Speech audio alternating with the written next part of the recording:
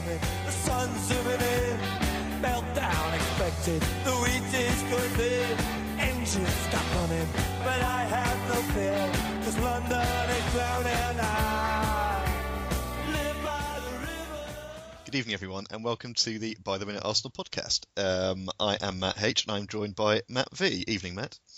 Evening. I feel like I should probably apologise. Last weekend, Mystic Matt stepped up and described Middlesbrough as absolutely dreadful. Yes. And clearly they listened to that before the match, and I inspired them to that performance that ensued, so that's my bad. It didn't even occur to me they may have used that as motivation, the kind of thing you put up on the dressing room wall. Yeah, that's the only explanation. Then it makes sense. Well, good evening to you, and good evening to everybody. Yes, Matt H and Matt V again this week.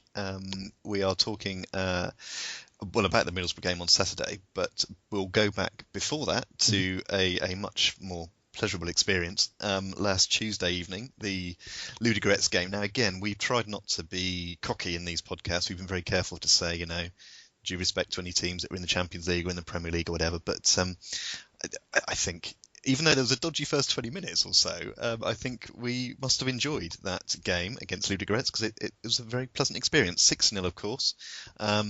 Was looking, not dicey might be too strong a word, but it was looking close until Walcott scored a cracker just before half-time, and then I think that finished off to some degree the Ludogorets' resistance, and 6-0 it was. We'll take that. What do you think, Matt? Yeah, definitely. I think they had some very good periods, and I think overall they might have had more possession. Apparently they did. I was doing this for By the Minute, and on my little stats app at the end, they had more possession and I think more completed passes as well. Yeah. So, they weren't as bad as 6-0 suggests. Credit to them, they were very brave. They kept attacking, left a lot of gaps, which was generous, I guess. But yeah, we scored some very good goals. Obviously, Sanchez and Walcott, great goals to start with, and then in the second half, Ozil's hat-trick, most of those sort of on the counter-attack. Sort of everything you'd want from a game like that. We weren't complacent, solid defensively when we needed to be, and then took all our chances. And yeah. Yeah, it was great finishing all round, really. Great goals all round. Kieran Gibbs came in, which was interesting, just to have a little change. If that was a reflection on Monreal having a couple of below average games for him, perhaps might be a better way of saying it. It looked. I'm so impressed with the way Ludogorets have started and indeed continued to play for the first sort of half. But equally, I suppose, we dealt with that very well. We nearly got caught out once or twice. But generally speaking, when you are 2-0 up by half-time and then get 6 by the end of the game, there's not too much to complain about. And it was the finishing. I was so impressed with the finishing. It's been a thing that we haven't always been particularly good at. And in Europe, you've got to take your chances when they come up. I know this sounds like a cliche, but it's true. Fantastic. Walcott looked like a proper striker. Although he was good at getting the sort of long-range shot, like he scored for his second, but then he did miss a couple of other chances. Trademark Walcott. Yes. Sorry, go on. It was good all round. I thought Perez, when he came on, just to remind us all, he's still around after we questioned that the last podcast too. Yes. They were very good assists, weren't they? Both of those. They were. Bodes well. And yeah, as you mentioned, the finishing, Ozil obviously not one to shoot too often, but I think that's his first hat-trick. So that was really pleasing to see him, not just against Ludogorets, but the whole season really add goals to his game. And he looked happy enough as well, which we mentioned, I think, I don't know if we mentioned it for sure, actually, but we may have mentioned the potential contract negotiations in the previous pod. So you start looking for these clues any way you can see them. And to me, he certainly looked happy enough. He's got his first senior hat-trick, I think it was. So yes, that would make you happy. But he didn't look like a player who was itching for a move. And I think we discussed last week, didn't we? Money's not really the issue here. It's about competitiveness, and I think that kind of performance from lots of different parts of the pitch is the kind of thing that will keep someone at a club. Sure.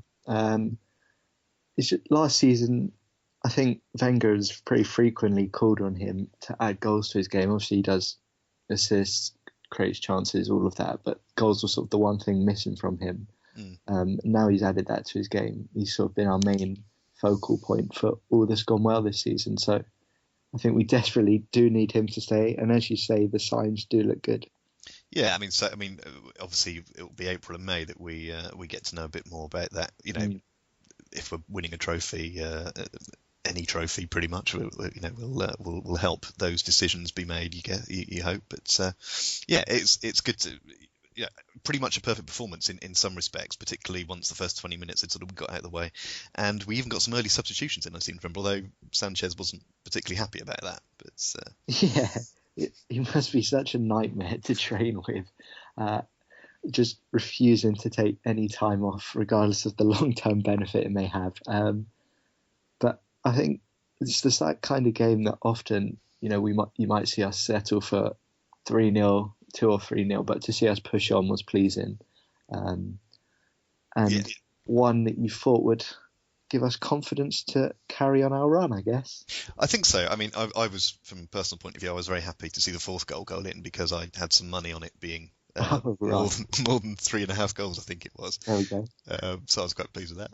Only a very small speculative bet because I'd looked at the results and I thought Ludogorets, looking at their previous results, they scored against PSG and they were scoring quite a few goals in their domestic league. So I thought a well-researched bet. Well, as well as I ever researched them, which isn't perhaps saying very much. But yeah, I keep saying it, but I did start to have some concerns in those first 20 minutes. What I'm intrigued about now, of course, our next game in the group is away to Ludogorets on the 1st of November, I believe. So what's that? It's only a week away, isn't it? A week and a bit. Yeah. I'm intrigued to know what's going to happen in the first 20 minutes there. I mean, you assume if they're like that away from home, you assume they're going to be like that at home. So I don't know. I mean, we wait and see, but at least it won't come as a complete surprise this time. I mean, I would hope the manager and the staff weren't completely surprised by it, but I think a lot of the fans probably were. Yeah, you see a lot of teams of that calibre, I guess, and you come and you expect them to play one up front and then very solid banks at the back and hard to break down, but they had absolutely none of that. Decided that they were there to give it a go. Fair play to them, and yeah, in front of their own fans, it could be a lot of goals in that game, one way or another. It might be another one to look for the betting opportunities for goals again. But I mean, they've got plenty to play for, of course. Again, without meaning to sound patronising, in terms of the group stage, Arsenal and PSG are now sitting level on 7 points each at the top, and I believe the other two teams are on a point each, if I've got that right. Yeah. Who's the fourth team in the group?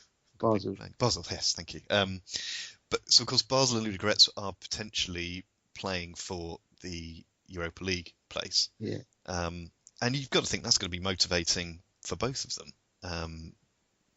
I can imagine both of them being clubs that will take that as their European adventure, if you like. Even if they can't carry on in the Champions League, they'll certainly take that. So I guess from that point of view, Ludogorets are going to want to see if they can get some points out of all the the 3 games they've got left. So we have to be aware of that, I suppose. And they certainly looked very capable last time. Yeah, we have to go into it with the right mentality. I'm pretty sure a couple of years ago, I don't know if it was the Europa League or Champions League, but they drew with Liverpool at home. So clearly, I imagine they have a very strong record in the Bulgarian league at home. So it's not going to be an easy game. And our defence is going to have to be very solid. Yeah, there's going to have to be plenty of that. Yes, plenty of defending. You'd assume. I mean, I'm almost starting to think I would take a point away from home with this particular match. You prefer the win, obviously. But if we come away with a point, that might not put us in a good position. It's all going to come down to that last game again, or not the last game, but the game against PSG. Anyway, you would assume in terms of who's going to finish top of the group. Yeah. I mean, if we do get a point and we go into that home game for PSG 2 points behind them, if we win that, we'll still be top of the group. So I think it's important to just get through this Ludogorets game in a position where it's sort of in our own hands still. Yeah, I mean, it would be great to win and pretty much seal the qualification. Mhm. But we'll see what happens. We've certainly got a chance. We know them. We know the team a bit better now than we did, a week or so ago. So we know what we can expect. So there we were, 7 wins on the bounce in all competitions. Home against Middlesbrough. Absolutely dreadful. Copyright Matt V from last week. And not only were they, I don't think there was anything odd to say that, given their league position and league performances, but we were, you could argue, quite lucky to get away with a point at home against them. They were quite a threat. Yeah, a lot of that threat came from Traore. Poor Monreal must have been absolutely chuffed to come back off his break and face what appears to be the fastest winger going round once again. I've just looked at it again, some of the highlights. Well, I'll say highlight, not that many, but he's got some pace, hasn't he? Yeah, the first 10 minutes, I don't think Middlesbrough touched the ball, but we didn't really create anything. A lot of it was sort of sideways passing, and then we had that moment. I think Middlesbrough sort of really thought they could get something from that game. I think it was Koscielny who got caught on the ball around the halfway line, and they broke, and they could have scored then. I think Ramirez then had another good chance that Czech saved well from. So I think if you look at the game as a whole, Middlesbrough probably had the better chances to win it. There was a couple where Negredo couldn't quite get his feet sorted out, and another one when he shot straight at Czech, who was sort of scrambling back to the goal. Mm-hmm. Whereas if he'd placed it anywhere else, there was a decent chance it would have gone in. Yeah, it's just frustrating. I think we suffered from having a midfield of El Neni and Coquelin. Yes, I was just going to mention they were back in, of course, those two. Yeah, it seems, I wasn't sure about it because Cazorla obviously picked up a knock against Ludogorets. I was a bit surprised that he started that game. I thought with Xhaka being suspended against Middlesbrough, we would have seen him play against Ludogorets and then Cazorla rested for the Middlesbrough game. But as it was, we found ourselves without both of them. And then, because Coquelin and El Neni is sort of the midfield pairing you'd expect at an away game, really. Yes, I know what you mean. Yeah. Didn't give us the fluency going forward. Didn't have anyone in the sort of Cazorla role to start off moves. And I think that forced Ozil and Sanchez to drop deeper. They felt they had to start the moves. And they weren't in the positions that we've seen them in previous weeks. So I think it was just a bit slower overall. Didn't have the presence in midfield that we normally did. I guess we can't really complain, and a result was inevitable. But yeah, disappointing, I think, because of the run we've been on. I think, I know what you mean. You can't win all the games all the way through the season, lovely as it would be. So there's going to be a game like this at some point, and it has been a relatively straightforward, stately progress recently.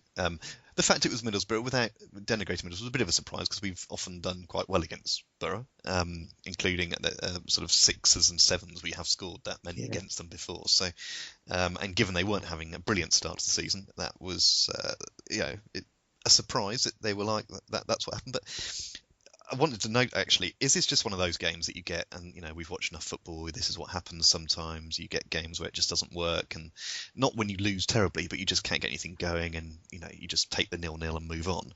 Or is there anything to be concerned about here? Obviously, Burnley, there was a similar kind of game, although we did snatch the goal at the end. Is this just one of those things? Is it just that teams are going to make it difficult to be broken down, and we shouldn't just expect to roll over teams? Teams are going to defend more than adequately. You've got all the teams now have expensive players to one degree or another because of the new sort of money coming in. There's a slightly leveler playing field, not that level yet, but perhaps more level than it has been previously. Is this just going to be the kind of thing we need to think about how we're going to break these teams down, or is it just those kind of games that happen now and again? I think more of a concern is maybe we don't have the midfield options that we perhaps thought we.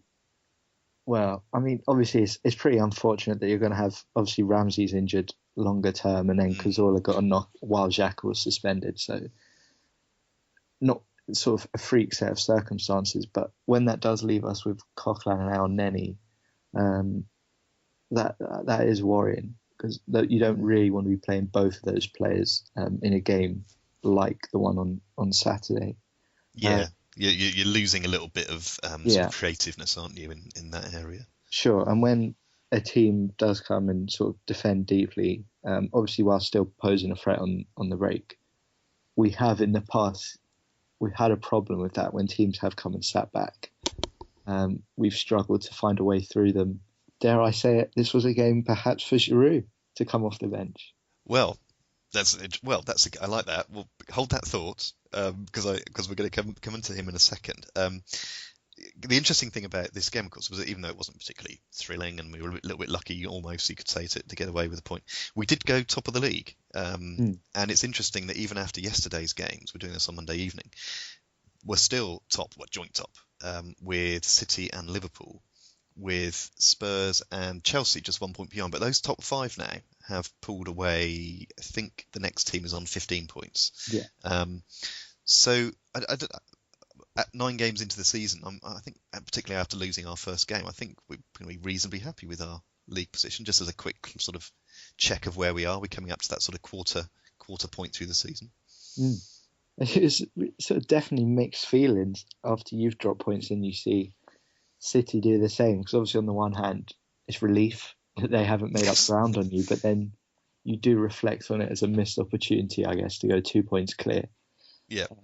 But obviously there's a lot of games to go, and the main thing is we just stay in the mix. We definitely take that after the start we had, but this was sort of the run of fixtures we needed to target ahead of, firstly, in November, where we always struggle in. Of course, yes. But obviously with games against Tottenham at home and then United away, although on paper they're not in great form, we always do seem to find a way to struggle against Man United at Old Trafford. With Mourinho in charge, yes. If he hasn't gone the full tramp mode by then, because he obviously is not enjoying life quite as much as he could do at the moment, which I'm sure we're all... Which is a shame, obviously. Yeah, obviously, we'll start a whip round for him. But mentioning your Giroud, I've sort of got the last little bits to sort of pull together. So we've got 2 games coming up this week, which I was going to sort of do together. So we've got Reading in the Cup at the EFL EFL Cup tomorrow night, and then we have Sunderland away on Saturday in the lunchtime game. So we've also had some team news about that, and Giroud is expected to be back for tomorrow. I think seems to be the suggestion, that he'll be playing against Reading. So that will be good to see him starting, I think. Yeah, definitely. Haven't seen him at all really this season.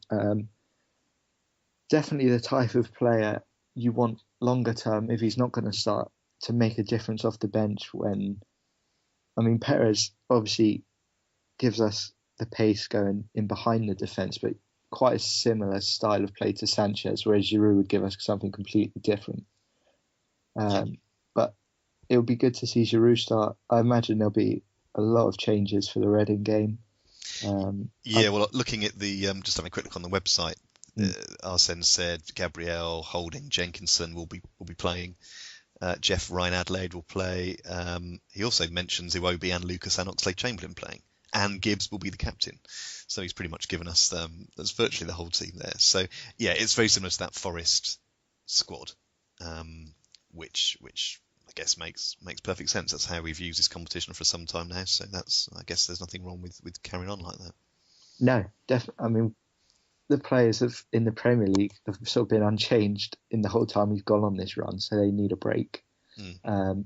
We have a lot of good players, not younger players, but experienced players who haven't had a lot of game time, and this is a good way of giving that to them. We need that, don't we? Because there's going to come a point so far, and apart from the Ramsey injury, although he is back in full training, according to Mr. Wenger, looking at the note here. Apart from that, we haven't had sort of major problems this season. Yeah. I think we do have more depth than I can remember for some years in the squad, but a lot of that is almost theoretical because they're not actually playing in the first in the league game. So we're assuming that Perez and all the others who are there are going to be able to come in and just step in and keep things rolling on nicely, but we don't actually know that yet. So and a Carling Cup, an EFL Cup game, as important as it is not necessarily going to be quite the same intensity. So it looks good on paper, but it will be, I guess, when you see Coquelin and El Nini being brought into a game for one reason or another, yes, all right, perhaps they shouldn't both have been there, but it's interesting to see, okay, here are some other options. It's not just relying on Cazorla and the others. So it's nice to see that, but it's a balance, isn't it? Because you want to keep the runs going, but at the same time you want to make sure people are blooded, for want of a better word, sort of when necessary. Yeah, and we do have a good chance to go far in this. In terms of the draw, we got Reading at home. Meanwhile, Manchester teams play each other. Liverpool play Tottenham. Yep. West Ham, Chelsea. So there's going to be some big teams going out. And I think I can only remember us going far once in this competition, and that was when we lost to Birmingham in the final. Yes, I was at that game. That was a hell of a day out. That must have been a treat. It was just the goal as well. Their sort of last minute goal happened pretty much in front of all the Arsenal fans, as I recall. So yeah, it was a pretty miserable day, that one. I don't know why I've just brought that up. Yeah, it's loads of tone there. Well, let's move on swiftly to Saturday's game. Now, we were careful last week, made some points about Middlesbrough that, as it turned out, perhaps weren't quite true, but completely, given the evidence, we were completely safe to say those kind of things. Sunderland away, though, surely, if there's any team in the Premier League that you can get 3 points from, or expect 3 points from, it's Sunderland, even if they are at home. I think Sunderland are an excellent team, world-class players. Be a very tough game. No, I don't think they've won this season so far. They haven't. No, they've got 2 points, if I'm not mistaken. Yeah. I mean, I'm going to reserve sweeping judgments as I made last week, but surely we should be able to beat them. It could be another game. Middlesbrough have given Sunderland the perfect template to copy, I guess. Yes, it's whether they have the quality to do so. They've drawn against Southampton back in August, and they drew against West Brom at the start of October. Apart from that, they have lost everything, and that includes Stoke and Palace and West Ham, and lost to Spurs and Everton as well, was fair enough. But they lost to Middlesbrough. Again, back at the start of August, and only lost 2-1 to Man City in the first game. Weirdly, but it's not a stunning record. It's not a stunning record, and perhaps we should just leave it there and wait to discuss next week. But it goes without saying that these are the kind of games we should be winning if we want to, get challenged for silverware at the top of the league this year. So let's leave it there for that game, and come back in a week and hopefully be, enjoying a comfortable.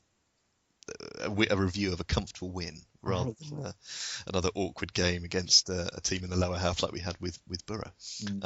Okay then, well that's us all up to date. I was going to mention the AGM that took place today, but I'm not really sure if there's much we can say about that. Stan was there apparently. He was. Mr. Kroenke. I'm thinking he was only in London anyway because of the American football yesterday, because the Rams were playing, which I assumed he went to because they're his team. Wow.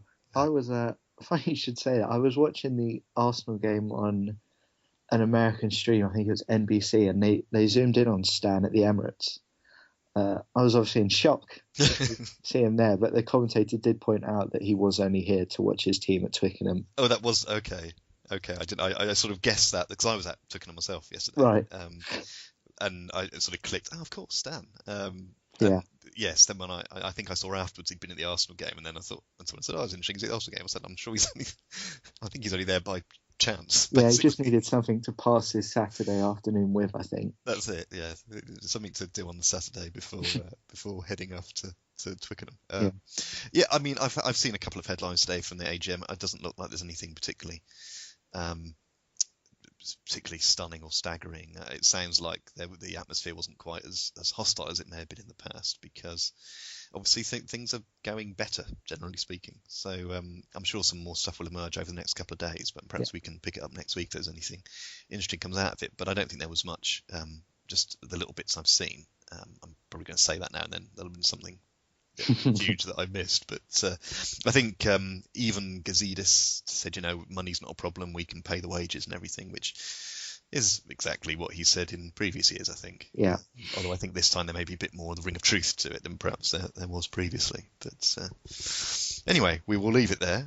We'll see if anything comes out over the next couple of weeks, but I just thought it was worth mentioning in case people want to follow it up. Yeah. All right then. Well, we'll leave it there then. We will look forward to the Reading and Sunderland games this week, and we'll be back next week with a review of those and a preview of whatever we've got after that, Ludogorets, I think, and then then it'll be Spurs, of course. Yes. Well, we'll save that for next week because then we'll have the another international break. So let's. Oh, good. Yeah, so I know you've been looking forward to that. So we'll wait and see that. So for the moment, then, thank you very much, Matt. Thank you. Apologies again for any jinxing I may have done. Well, we can review based on the Sunderland result next week. Yeah. But thank you for that, and thank you for listening, and we'll see you next week. Bye bye.